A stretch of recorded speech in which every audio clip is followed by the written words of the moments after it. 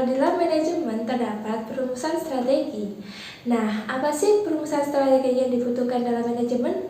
Pada kesempatan kali ini, saya Safina Rahmawati, nomor absen 25 dari kelas 3G Akuntansi Manajemen, akan menjelaskan dan mempresentasikan tentang topik pembahasan kita kali ini. Yang pertama, makna strategi. Yang kedua, tahapan perumusan strategi. Yang ketiga, konsep strategi bersaing meliputi strategi level korporat, strategi level bisnis, dan strategi level fungsional. Nah, yang terakhir saya akan menjelaskan lebih detailnya tentang strategi level korporat. Selanjutnya, langsung saja kita beralih ke penjelasannya ya teman-teman. Yuk simak baik-baik videonya teman-teman. Nah, untuk topik pembahasan pertama yaitu tentang makna strategi. Dalam Kamus Besar Bahasa Indonesia, kata strategi berarti rencana yang cermat mengenai kegiatan untuk mencapai sasaran khusus. Istilah strategi berasal dari bahasa Yunani, strategia, yang diartikan sebagai the art of general, atau seni seorang panglima yang biasanya digunakan dalam peperangan. Nah, di sini ada makna strategi dari beberapa ahli. Yang pertama, menurut David, strategi adalah rencana yang disatukan, luas, dan berintegrasi yang menghubungkan keunggulan strategis perusahaan dengan tantangan lingkungan yang dirancang untuk memastikan bahwa tujuan utama dari perusahaannya dapat dicapai melalui pelaksanaan yang tepat oleh organisasi. Yang kedua, menurut Igor Ansov, mendefinisikan strategi sebagai proses manajemen hubungan antara lembaga dengan lingkungan, terdiri dari perencanaan strategik, perencanaan kapabilitas, dan manajemen perubahan. Nah, yang terakhir yaitu menurut Arnoldo C. Hicks dan Nicholas S. Manjuk, mendefinisikan strategi sebagai cara menuntun lembaga pada sasaran utama pengembangan nilai korporasi, kapabilitas manajerial, dan tanggung jawab organisasi, serta sistem administrasi yang menghubungkan pengambilan keputusan strategik dan operasional pada seluruh tingkat hierarki dan melewati seluruh lini lapisan. Nah, selanjutnya pembahasan yang kedua, saya akan menjelaskan tentang tahapan perumusan strategi. Penyusunan strategi memerlukan tahapan-tahapan tertentu untuk dipenuhi. Berdasarkan rumusan pengertian terakhir dari definisi strategi pada subbab sebelumnya, maka sedikitnya ada 6 tahapan umum yang perlu diperhatikan dalam merumuskan suatu strategi, yaitu yang pertama, seleksi yang mendasar dan kritis terhadap permasalahan. Yang kedua, menetapkan tujuan dasar dan sasaran strategis. Yang ketiga, menyusun perencanaan tindakan action plan. Yang keempat, menyusun perencanaan penyumberdayaan. Yang kelima, mempertimbangkan keunggulan. Yang keenam, mempertimbangkan berkelanjutan. Nah, selanjutnya menurut Hisham Ali, untuk mencapai strategi yang strategis harus memperhatikan hal-hal sebagai berikut. Yang pertama ada strength atau keunggulan, yang kedua weakness atau kelemahan, yang ketiga opportunity atau peluang, yang keempat threat atau ancaman. Nah, sedangkan dalam ilmu manajemen, strategi biasanya terdiri dari 5 tahap, yaitu yang pertama, analisis lingkungan. Analisis lingkungan dilakukan biasanya untuk mengidentifikasi peluang atau opportunity yang harus segera mendapat perhatian serius dan menentukan beberapa kendala ancaman atau threats yang perlu diantisipasi. Nah, untuk yang kedua, penetapan misi dan tujuan. Suatu organisasi pasti memiliki misi. Misi adalah suatu tujuan unik yang membedakannya dengan organisasi-organisasi lain yang sejenis dan mengidentifikasi cakupan operasinya.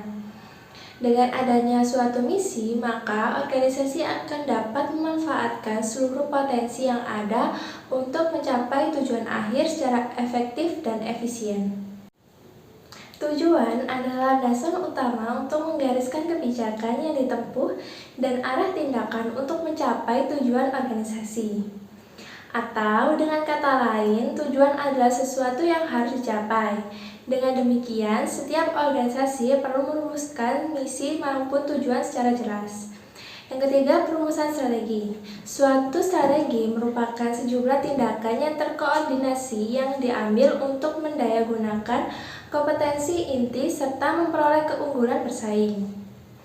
Agar dapat memberikan hasil yang maksimal, maka perumusan strategi harus sesuai dengan kebutuhannya.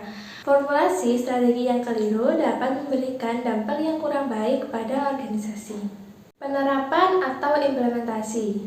Strategi implementasi. Strategi adalah tindakan pengelolaan bermacam-macam sumber daya organisasi dan manajemennya mengarahkan 16 dan mengendalikan pemanfaatan sumber-sumber daya organisasi melalui strategi yang dipilih. Implementasi diperlukan untuk merinci secara lebih jelas bagaimana sesungguhnya pilihan strategi yang telah diambil dapat direalisasikan. Selanjutnya, evaluasi dan pengendalian. Bagian terakhir dari proses manajemen strategi adalah evaluasi dan pengendalian. Evaluasi merupakan suatu tahap untuk menjamin bahwa strategi yang telah dipilih itu terlaksana dengan tepat dan mencapai tujuan yang diharapkan. Jadi, evaluasi adalah proses membandingkan antara hasil-hasil yang diperoleh dengan tingkat pencapaian tujuan. Pengendalian strategi merupakan pengendalian yang mengikuti strategi yang sedang diimplementasikan, mendeteksi masalah atau perubahan yang terjadi pada landasan pemikirannya, dan melakukan penyesuaian yang diperlukan. Nah, untuk pembahasan yang ketiga, saya akan menjelaskan tentang konsep strategi bersaing. Menurut Kotler dan Mubarak, terdapat beberapa jenis strategi yang biasa digunakan oleh perusahaan dalam mencapai keunggulan bersaing.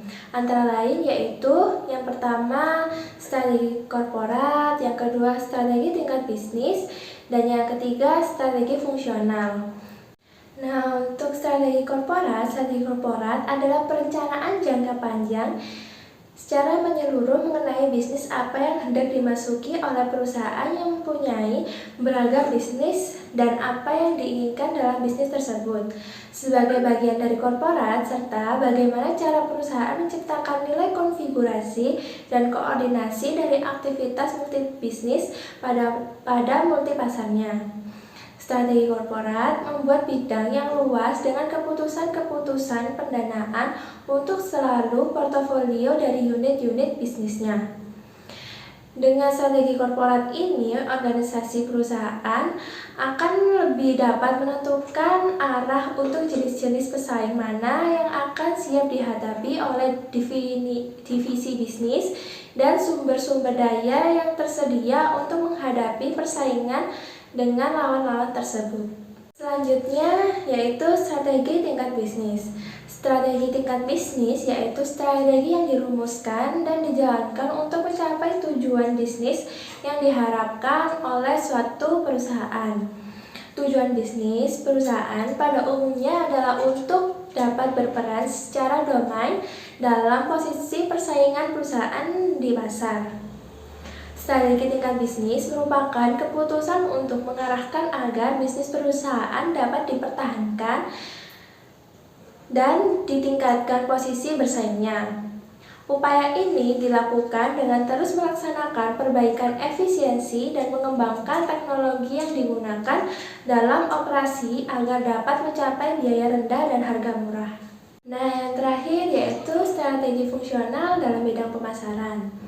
Strategi fungsional merupakan strategi yang berorientasi pada operasional dalam kegiatan bagian pencapaian tujuan dan sasaran bisnis suatu perusahaan. Strategi fungsional ini dikoordinasikan oleh strategi tingkat bisnis. Strategi fungsional merupakan strategi bisnis yang terdapat dalam beberapa bidang seperti bidang teknologi informasi, hubungan manusia, riset dan pengembangan, serta pemasaran.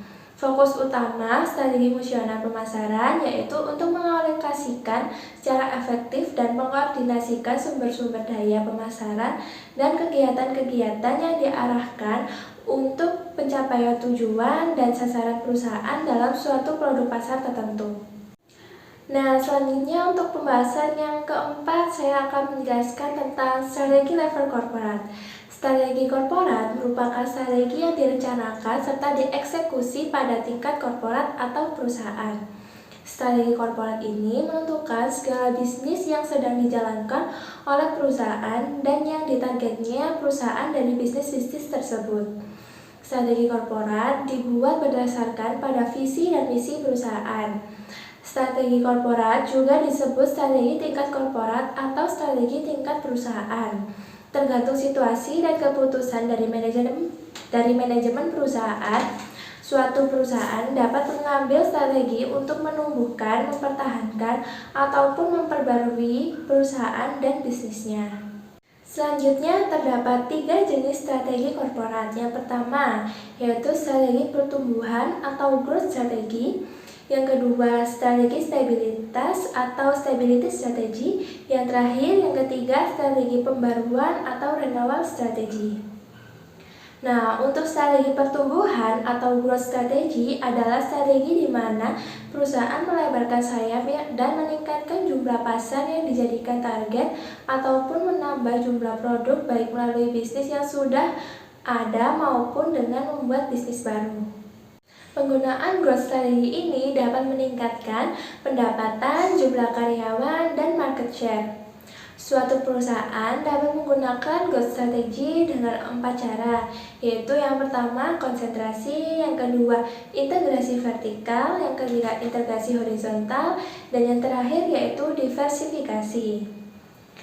Nah, untuk konsentrasi, perusahaan melakukan strategi pertumbuhan dengan cara konsentrasi, yakni berfokus kepada bisnis utama yang sudah ada serta meningkatkan jumlah produk yang ditawarkan dan cakupan pasar yang ditargetkan dari bisnis utama ini. Contohnya seperti perusahaan bernama Bosch Corporation di Amerika Serikat fokus untuk mengembangkan produk audio yang inovatif dan sekarang menjadi salah satu produsen yang memimpin produksi perangkat audio untuk home entertainment, otomotif, dan lain-lain. Dengan pendapatan lebih dari 3 miliar dolar per tahun. Selanjutnya, integrasi vertikal. Perusahaan melakukan strategi pertumbuhan dengan cara integrasi vertikal. Dapat dilakukan secara mundur, maju, atau keduanya. Untuk integrasi vertikal mundur, pada integrasi vertikal mundur, suatu perusahaan menjadi pemasoknya sendiri, menggantikan pemasok luar sehingga dapat mengendalikan inputnya. Contohnya seperti Indomaret memproduksi tisunya sendiri untuk dijual di minimarketnya. Selanjutnya, integrasi vertikal maju. Sedangkan pada integrasi vertikal maju, suatu perusahaan menjadi distributornya sendiri sehingga dapat mengendalikan outputnya. Contohnya seperti Apple. Apple membangun official store, Apple Store, untuk mendistribusikan produknya. Nah, selanjutnya ada integrasi horizontal. Pada integrasi horizontal, suatu perusahaan tumbuh dengan cara mengakuisisi atau merger dengan kompetitornya. Integrasi horizontal sudah sangat umum dilakukan di berbagai industri beberapa tahun terakhir, baik itu di bidang pelayanan finansial, produk konsumer, penerbangan, toko retail, IT, dan lain-lain. Umumnya seperti di Amerika Serikat dan Eropa. Aturan terkait penggabungan ataupun akuisisi dua perusahaan ini sangat diawasi. Contohnya seperti merger antara Indosat Ooredoo dan Tri Indonesia, yang mana awalnya kedua merupakan perusahaan yang saling bersaing atau kompetitor. Dan yang terakhir yaitu ada diversifikasi. Perusahaan dapat melakukan strategi pertumbuhan dengan cara mendiversifikasi bisnisnya, baik itu yang berkaitan maupun yang tidak berkaitan. Diversifikasi yang berkaitan. Diversifikasi yang berkaitan terjadi ketika suatu perusahaan bergabung atau mengakuisisi perusahaan lain, namun masih dalam satu industri atau dalam industri yang berkaitan. Contohnya seperti Google. Google mengakuisisi YouTube dan DoubleClick yang mana masih dalam industri yang berkaitan atau IT internet. Nah, Facebook yang mengakuisisi WhatsApp dan Instagram, merger antara Gojek dan Tokopedia menjadi GoTo, yaitu diversifikasi yang tidak berkaitan. Sedangkan diversifikasi yang tidak berkaitan terjadi ketika suatu perusahaan bergabung dengan perusahaan lain yang berbeda pada industri yang berbeda dan tidak berkaitan. Contohnya, seperti Coca-Cola mengakuisisi Columbia Pictures atau produsen film, Grup Jarum, perusahaan rokok, mengakuisisi Supra Boga Lestari, pengelola toko retail. Nah, selanjutnya saya akan menjelaskan tentang strategi kestabilan atau stability strategy. Adalah strategi perusahaan di mana suatu perusahaan tetap dan terus menjalankan bisnis yang sedang dijalankan. Contoh dari aktivitas ini yaitu misalnya memberikan pelayanan yang sama, mempertahankan market share yang sudah ada, ataupun menjaga dan mempertahankan operasi bisnis yang sedang dijalankan. Artinya, pada strategi ini perusahaan tidak tumbuh dan tidak pula surut. Lalu yang terakhir yaitu strategi pembaruan atau renewal strategy. Adalah strategi yang umumnya diterapkan ketika suatu perusahaan sudah berada dalam masalah, misalnya permasalahan finansial dan perlu untuk bangkit atau memutarbalikkan situasi. Terdapat dua jenis strategi pembaruan, yaitu yang pertama retrenchment strategy atau strategi penghematan, yang kedua turnaround strategy atau strategi putar balik.